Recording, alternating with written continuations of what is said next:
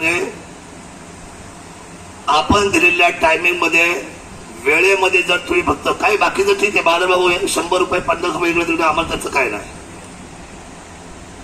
पण जर वेळेमध्ये ऊस तयार नाही केला तर त्याची फार मोठी घट होते, रोगराई मोठी आहे. मी आपल्याला हात जोडून शेतकऱ्यांच्या वतीने विनंती करतो की सगळ्यांना टाइम बॉन्डिंग द्या आणि अख्ख्या देशातल्या टायमामध्ये ऊस तोडणारा कुठला कारखान्याची ओळख होईल तर ती माझ्या विघ्नारची होईल. अतिशय वेळेमध्ये ऊस तुटला केला पाहिजे, अतिशय वेळेत. मग तुम्हाला काय टोळ्या वाढवायच्या, काय करायचंय, कुठल्या मशिनरी वापरायच्या, आपल्याला काय करायचं ते करा. शेतकरी हातबल झालेला असतो अशा वेळेला. फक्त वेळेमध्ये ऊस घेऊन जा. तुम्ही टिपरू ठेवणार नाही हे सगळ्या जगाला माहित आहे, पण ते टिपरू वेळेत जाणं, वेळेत गेलं पाहिजे त्या टिपरू,